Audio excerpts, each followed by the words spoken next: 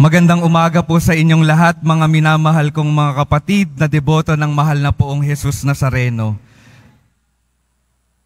Sabay-sabay po nating papurihan at parangalan ang mahal na poong Jesus Nazareno.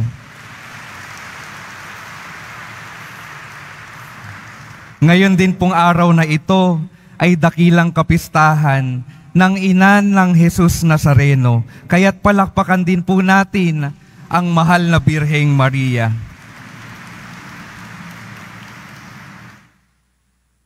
Pakingitian naman po yung katabi ninyo at pakisabi, napupuno ka ng grasya. Mukha po bang napupuno ng grasya? Ay, mukha naman. Ayan. Yun po yung sinabi ng anghel kay Maria sa ating ebanghelyo. Hail Mary, full of grace. Siya ay napupuno ng grasya. Bakit? Dahil ang Diyos ay sumasa kanya. At ito po yung gusto kong ipaalala sa bawat isa sa atin. Napupuno kayo ng grasya dahil ang Diyos ay sumasa inyo. Kailan po nagsisimula ito na tayo ay napupuno ng grasya? Nagsisimula po ito sa panahon pa lang na tayo ay binyagan.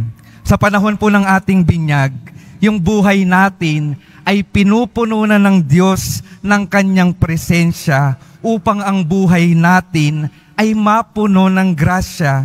At para saan po yung pagpupuno ng grasya ng Panginoon?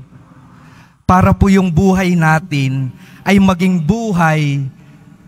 buhay na paalala ng biyaya at presensya ng Diyos sa mundo, katulad ng ating mahal na ina na si Maria. Tingnan po ulit yung katabi. Nakikita po ba natin ang Diyos sa kanila? O sinong nakikita natin?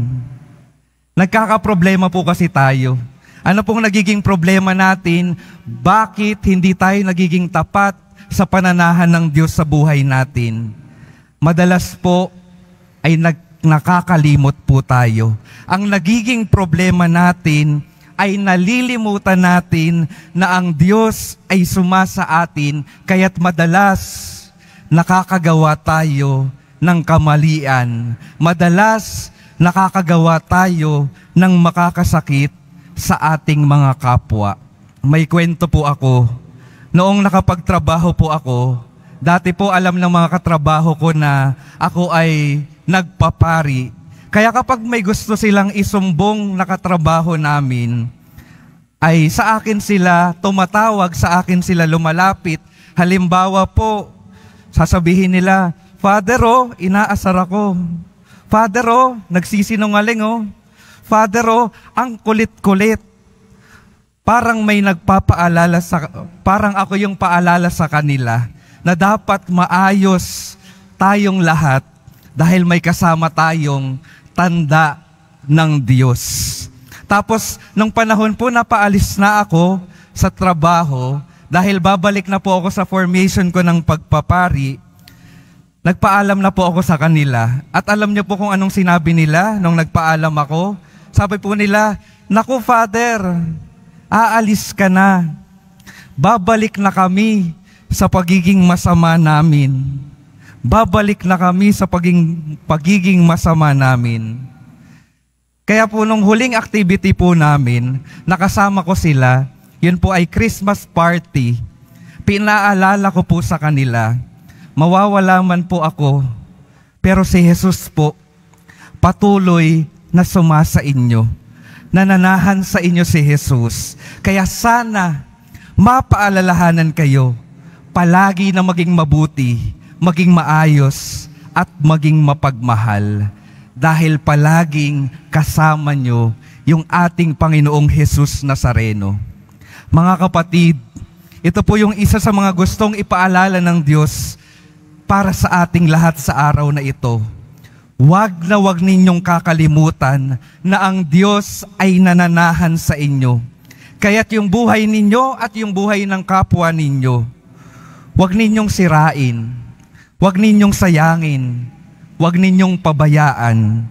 Bagkus yung buhay ninyo at buhay ng kapwa ninyo, palaguin, pangalagaan at mahalin.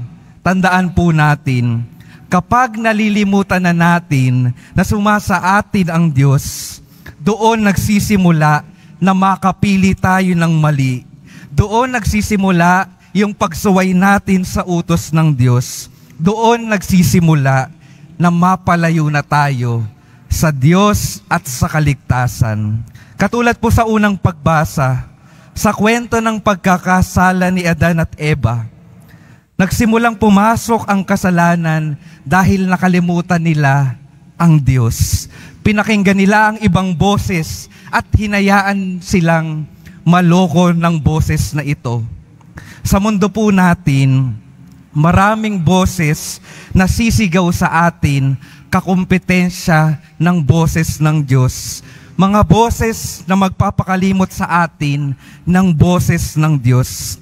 Kaya't mahalaga po na naglalaan talaga tayo ng panahon na manahimik sa pananalangin para maging maliwanag pa rin kung ano ba yung ninanais sabihin ng Diyos sa atin. Mahalagang naglalaan tayo ng panahon sa pagsisimba dahil dito pinaparinig sa atin ang boses ng Diyos na tumatawag sa atin na gawin ang tama at sundan ang mga mensahe ng Panginoon.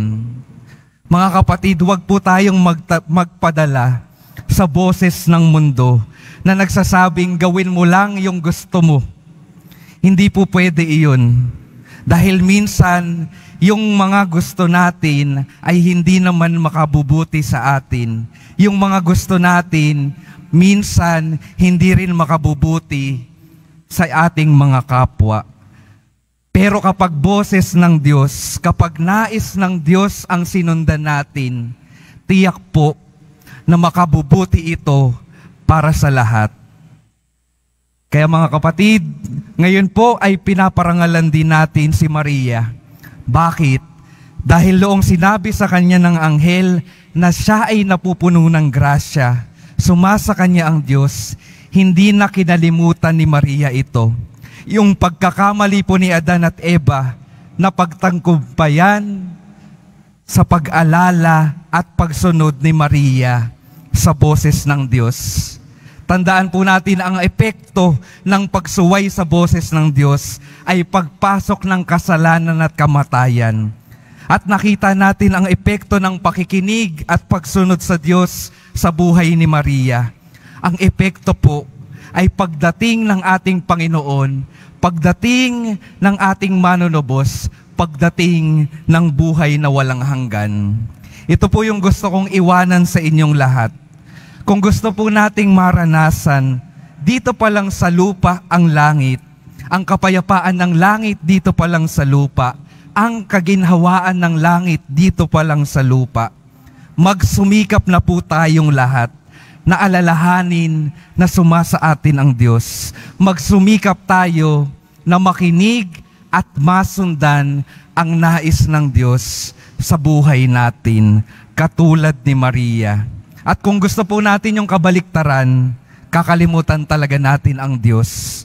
Hindi natin siya papakinggan at susundan. Kaya sa pagpapatuloy po ng ating pagdiriwang, patuloy tayong humingi sa Panginoon ng paggabay at lakas upang maging tapat tayo na masundan ang nais ng Panginoon sa ating mga buhay, ngayon at magpasawalang hanggan. Amen.